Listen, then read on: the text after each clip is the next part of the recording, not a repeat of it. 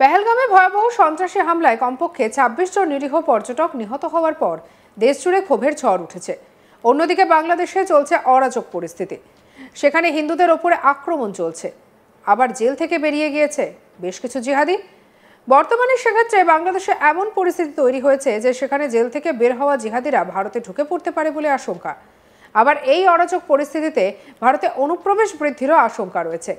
সেক্ষেত্রে সীমান্তে নজরদারি চলছে। সীমান্ত দিয়ে যাতে কোনো অনুপ্রবেশকারী ঢুকতে না পারে তার জন্য বাড়ানো হয়েছে নিরাপত্তা। এত কিছুর পরও কিছুতে আটকানো যাচ্ছে না অনুপ্রবেশকারীদের। এবার নাম পরিচয় হারিয়ে 10 বছর ভারতে থাকার পর বাংলাদেশে ফেরার আগে 22 জন রোহিঙ্গাকে গ্রেপ্তার করল পুলিশ। ভারত বাংলাদেশ সীমান্তে ঢুকে দীর্ঘদিন ধরে অবৈধভাবে ভারতে থাকছিল তারা। তাদের কাছ থেকে কোনো বৈধ কাগজপত্র মেলেনি। এরপরেই প্রশ্ন উঠতে শুরু করেছে, ওই রোহিঙ্গারা কি উদ্দেশ্যে অবৈধভাবে ভারতে এসেছিল? তাহলে কি এর পেছনে অন্য কোনো উদ্দেশ্য ছিল? সেই বিষয় খতিয়ে দেখা হচ্ছে।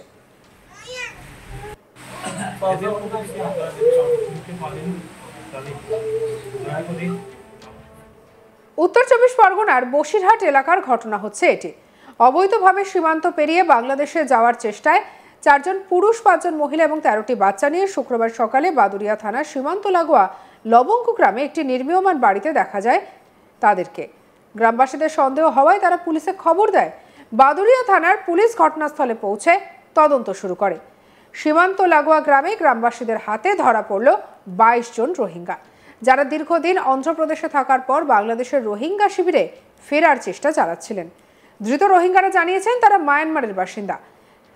মায়ানমারে অশান্তির জেরে 12 বছর আগে তারা সীমান্ত পেরিয়ে বাংলাদেশের রোহিঙ্গা শিবিরে আশ্রয় গ্রহণ করেন। সেখান থেকে বছর 10 আগে অবৈধভাবে সীমান্ত পেরিয়ে তারা ঢুকে পড়ে ভারতে। এরপর তারা দীর্ঘদিন অন্ধ্রপ্রদেশে থাকতে শুরু করেন।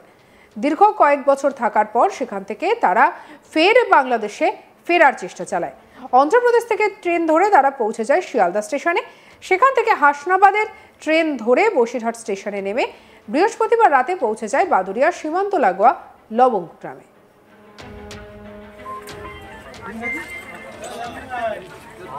ধৃত রোহিঙ্গা জমিন হোসেন কি বলছেন শুনবো। अस्सलाम वालेकुम रहमतुल्लाहि व बरकातहू। पूरा हिंदू मुसलमान पूरा भाई बहन है। मेरा बर्मा से जान बचाने के लिए, ईमान बचाने के लिए हैदराबाद में आया है। 12 साल तक हुआ मेरा हैदराबाद में आया। मेरा रिश्तेदार उस बर्मा में शहीद हो गया। उस बांग्लादेश में कैंप में तो वाला कैंप भी मेरे रिश्तेदार भी है, हैदराबाद में मेरे रिश्तेदार भी है। पूरा मेरा अभी आया तो 12 साल हुआ। मेरे बाबा सिर्फ बीमार हुआ, इसया 8 जन खाने वाला है। मेरे इंडिया में मन नहीं चाहिए, वहाँ पे कैंप चाहिए, कैंप चाहिए। यहाँ कैसे आया? इधर आया साहब, ट्रेन से आया। ट्रेन से आया, सिकंदराबाद से ट्रेन से आपका हावड़ा में उतरा है। हावड़ा से इधर कहाँ जाने के लिए आया था? मैं इधर कुछ काम करूँगा, पैसा मिला तो मैं बीमार वाला आदमी है।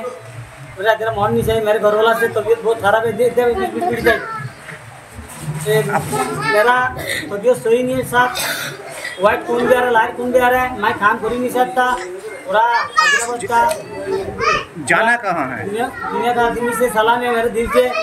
मैं अभी तबीयत खराब है, मैं इंडिया में दिल नहीं चाहिए, जाना चाहिए बांग्लादेश में। बर्मा में अभी तक लड़ाई चालू है, बहुत खतरनाक है। हिंदू मुसलमान एक ही शकल है। हिंदू भी मार दिया, मुसलमान भी मार दिया। अभी आप पूरा आप रहन करो, पूरा इंसानियत करो। यहाँ आपको कौन रख के चला गया? कोई भी रखा नहीं है, मेरा अपन आया है। मेरा बांग्लादेश का कैंप है ना, रिफ्यूजी कैंप, उधर खाना पीना फ्री में देता। मेरा 8 जन खाने वाला है, कमाने वाला नहीं है।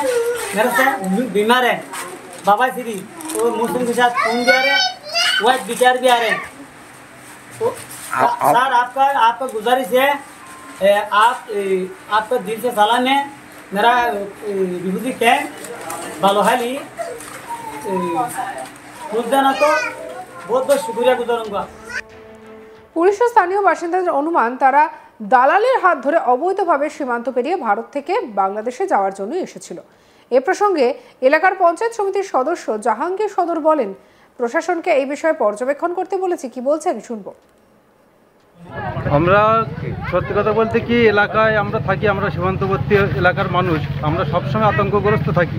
আমাদের পাশেই বাংলাদেশ বর্ডার, সেখানে বিএসএফ দ্বারা বর্ডার সবসময় সুরক্ষিত থাকে। তবুও কীভাবে এই ঘটনাগুলো ঘটছে আমাদের সেটা তদন্ত সাপেক্ষে তদন্ত করে দেখা দরকার।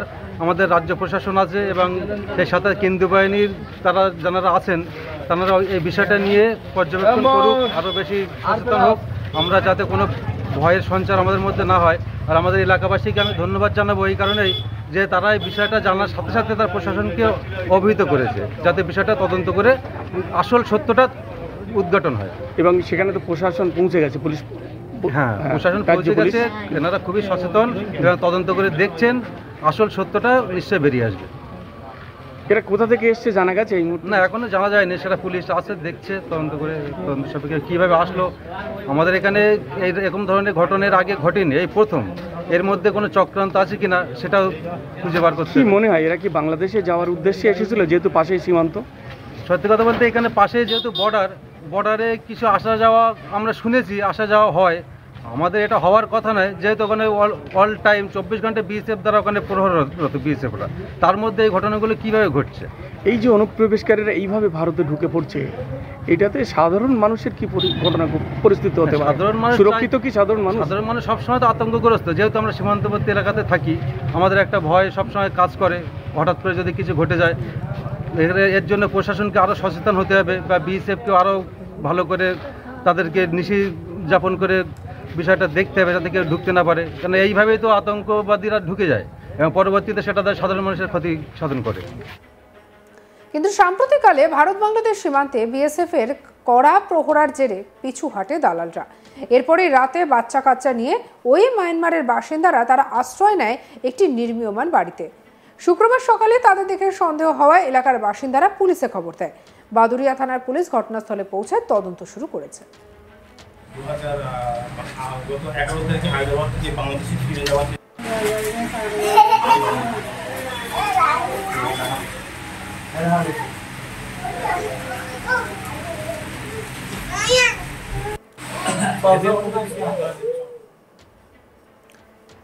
সবকিছু মিলিয়ে এই রোহিঙ্গাদের এবারে ভবিষ্যৎ কি তা নিয়ে উঠেছে প্রশ্ন। ইতিমধ্যেই বাংলাদেশে চলছে অরাজক পরিস্থিতি, সেখানে হিন্দুদের উপরে আক্রমণ চলছে, আবার জেল থেকে বেরিয়ে গিয়েছে বেশ কিছু জিহাদি। সেক্ষেত্রে বর্তমানে বাংলাদেশে এমন পরিস্থিতি তৈরি হয়েছে যে বের হয়ে যাওয়া জিহাদিরা ভারতে ঢুকে পড়তে পারে এমন আশঙ্কা রয়েছে। আবার এই অরাজক পরিস্থিতিতে ভারতে অনুপ্রবেশ বৃদ্ধিরও আশঙ্কা রয়েছে। সেক্ষেত্রে সীমান্তে চলছে কড়া নজরদারি। সীমান্ত দিয়ে যাতে কোনো অনুপ্রবেশকারী ঢুকতে না পারে তার জন্য বাড়ানো হয়েছে নিরাপত্তা। এত কিছুর পরেও কিছুতেই আটকানো যাচ্ছে না অনুপ্রবেশকারীদের।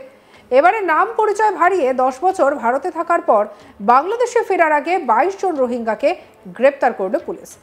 ভারত বাংলাদেশ সীমান্তে ঢুকে দীর্ঘদিন ধরে অবৈধভাবে ভারতে থাকছিল তারা। সঙ্গে রাখুন আজ তাক বাংলার ইউটিউব চ্যানেলকে। অন্যান্য খবরের জন্য লাইক, কমেন্ট, শেয়ার, সাবস্ক্রাইব করতে ভুলবেন না।